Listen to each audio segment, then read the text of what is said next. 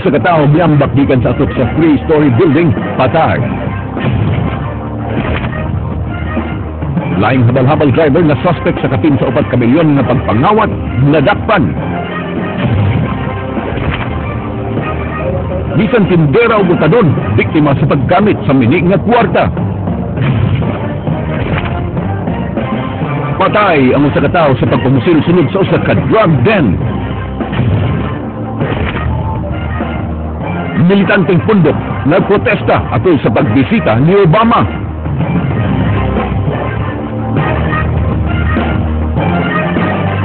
Mayo nga pong sumbong kabisayan. Aniya ang labing labas nga mabalita hatod kaninyo sa kinatibukang pwersa sa News 5. Ako si Frank Malilong Jr. Iatod na mo ang mas komprehensibong impormasyon. Ako si Georgia Herrera.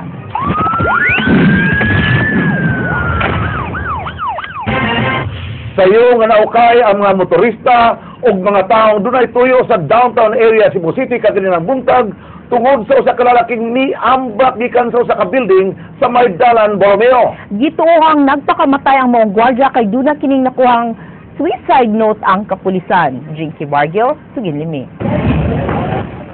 Dead on the spot kining gwardya nga lumad nga taga Iloilo City dihang nahug gikan sa rooftop sa Borromeo Building sa Maydan, Borromeo, siyudad sa Sugbo, mga pasada alas 7 kaganiyang buntag. Matud sa gwardya sa atbang ini nga establisamento, natinga sila sa kusog kaayo nga lagapak sa simento. Ug mao na lang ang ilang nakita nga nagkadugo na ang biktima nga nailhang si Gerald Oxon, 28 anyos, human maliki ang iyang ulo. Pagkita naman, ibuto naman, abi na manikin na sa MJ. Tao manikirig man. Matud sa gwardya sa giambakan nga building, nga sukad nila giablihan ang gate alas 6 kaganyang buntag, wa sila'y namatikdang misaka sa hagdanan paingon sa rooftop. May kabantay man, alas 6 na mong giablihan man niya, wag may kuhan mo na tao nga ni Sos. Unang pagtuos sa kapulisan, nakawatan ang biktima, human makuhai og laptop bag gikan sa taas sa building. Nasuta, nagdunay suicide note ang biktima. Amo pa lang gikontak ang gwardya sa bagaron, kay outgoing man ang gwardya nga in charge atong sabiyon na. So di ba mo ano kung delita? Delita. Jinky Bargil, News 5. Nahimong crime scene ang panimay sa Sakalulo kaganina, human po sila ang usa ka lalaki nga gikalalis sa iyang mga silingang adik. Andrea Patenia, Suginlimi. Naukay ang mga residente dinhi sa Barangay Daya, Cebu City. Human po sila ang usa ka lalaki ganihang udto sud sa panimay sa usa ka lolo. Matod sa 81 anyos nga si Lolo Leonidas Tora, kalit lang nga miabot sa iyang panimay ang iyang mga silingan nga nailhan sa ngan nga Patsoy Richard ug Jolan Flores alias Ulay, uban ang biktima. Naglalis kuno ang tulo, dayon pusil. Hindi niya lang naglingkod ng istorya. Ikalit naman itong bono si Patsoy niya. Pusil siya kaluha. Gawin sa bang ka sa pagkahitabuan ng pusil? Hindi niya ako kay bisita naman. Sabi bisita sila na ako. Matod sa mga residente nga tig-adtuan gyud sa ilang lugar ang biktima nga nailhan lang sa ngan nga Regan, kinsa nagsulob og puti nga t-shirt, checkered shorts ug anaa sa 30 anyos ang pangidaron. Taga Barangay Mabolo kuno kini apan matod ni ining tanod, makit-an sab kuno niya ang biktima sa hungkera nga tiggamitan og drogas ug himuon sab nga runner sa illegal drugs. Dito ang kira. Sambay dito. Na, doon na yung mga parok-parok ba para niya? Ano ba mga parok-parok ba? Ano ba suguon bang kuhan ba na? Palit. Dili mo, lagi na sa mo. Ora na. Kabantay sa kanan yan. Kita na ko. Kausara. Dugang ni Lolo Leonidas, kanunay sab nga tig-adtuan sa iyang bahay si Patsoy ug Ulay aron mo suyop og shabu. Ari lang nagpanagsal niya. Muhangyo man na siya dala ko kuhan ko kanang musuyop sad ba nya. Pero kung madlo ko nga ako sa bilibara sa manghulga manggod niya. Andrea Patenya, News 5. Gilambigit sa illegal nga drugas ang kamatayon sa usa ka lalaki nga napalgang patay ganinang kadlawon. Ray Pasaporte, Suginlimi. Nagayang sa Maydalan Aviola sa Villa Gonzalo 2, Barangay Tejero, Dakbayan sa Sugbo. Si Bobby Itkuban, 49 anyos lumad nga taga Barangay Bituon Daan Bantayan, Cebu, apan kasamtangang nagpuyo sa Barangay Careta. Buto-buto sa armas, mao'y bugtong nadunggan sa mga residente sa dapit, ganihang kadlawon. So yun na, kaya ang iyang ko, may nga na siya. Kaya kung dire pa, kakita ang tapan. Ang mga bata rin minanagan. Bisan dito. Na ako sa ditago na sa pudila, kahit bako. Suway panggitabang sa mga sakop sa Irof ang biktima nga nakaangkon og samad sa iyang buko-buko. Wa masayod ang duha kapag umangkon sa biktima kung nganong naabot sa dapit ang ilang uyuan. Sa off-cam interview, nagtuo sila nga natulog na kini kay nagpalit kinig katul alauna sa kadlawon. Laing gitugan sa duha nga taod-taod ng tigamitan o ginadling drogas ang ilang uyuan.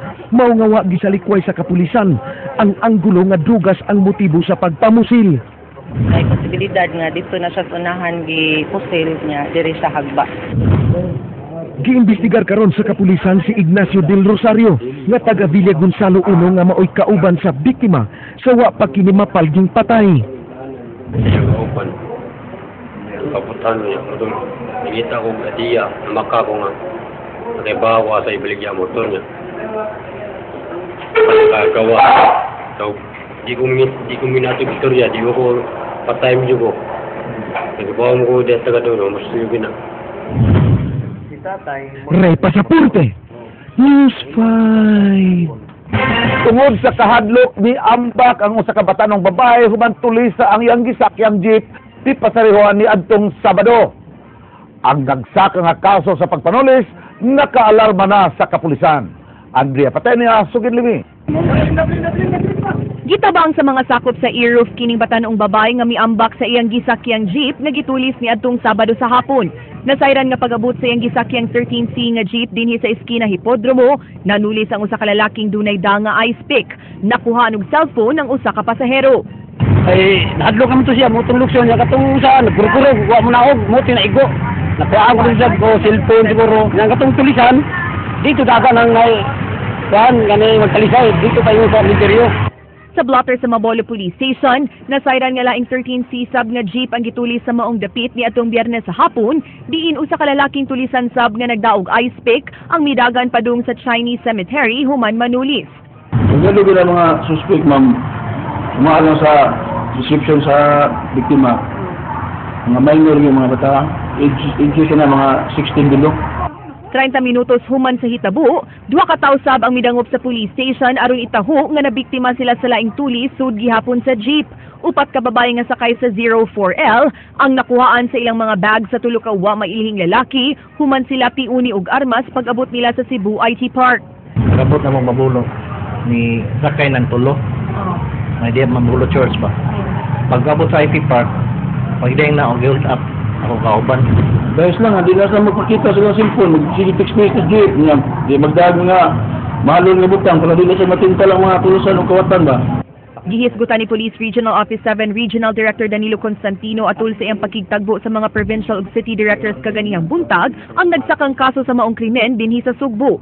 Dunay laing conference ang Cebu City Intelligence Branch kabahin niini karong hapon alang sa profiling sa mga suspect. So we'll be requiring the stations concerned to conduct profiling sa mga tao. And then we will evaluate this afternoon on other measures pertaining to that incident na inamahitabo po, police presence and monitoring. Andrea Patenia, News 5. Babaeng mananahi patay human banggay sa autong gimaniho sa laing babae nga tag-iya og hotel. Chinky Balyo, Sugin Limi. Ming poste sa Maydanes Carrio na bangga ang auto nga gimaneho sa usa ka 72 anyos nga babae kinsa nagpailang tag-iya sa dakong hotel sa Maydan F. Ramos sa Dakbayan sa Sugbo niadtong Sabado sa gabi. Wa magdahom ang nakabangga nga si Raddy Lim tag-iya sa Holiday Plaza Hotel nga mabanggaan niya ang mananahi nga si Virgilia Ocampo nga naglakaw uban ang iyang higala nga si Julita sa Putalo. Sa off-cam interview ni Lim, iyang gisaysay nga dunay kalit nga mitabok sa daan ug inay nga brake ang iyang tamakan, ang accelerator na hinuon ng iyang natumban, hinungdan nga mikusog ang dagan sa iyang auto ug didto na kini nidasmag sa poste diin napasok ang biktima nga si Ocampo. Tuloy na kabunggo na siya, yung sirit ko na siya. Isipay, pinagkamantay ko, kaya kanang alo diya, na may alam, isipay ko na yun. Siya may nauna na kung lilusok na siya kuna. Naangin sab ang Fortuner sa kanhi hepe sa CIDG-7 ug kining multicab. May katagpiti akong luyo. Kasi may banggaan sa ako. Paglingin ako sa akong kuan, sa Macmero, wala may sakiran diyan sa akong sirit na siya. Pag sirit mo, itong naigo dahil sa diya. Gitabang pa sa rescue team ang biktima, apan nasayran nga nabugtuan gayud kini siyang kinabuhi sud sa pribadong tambalanan. Matud sa sitong personnel, wa ra mapriso ang driver sa auto nga nakabangga human sila magkasabot sa pamilya sa namatay. Jinky Bargio, News 5.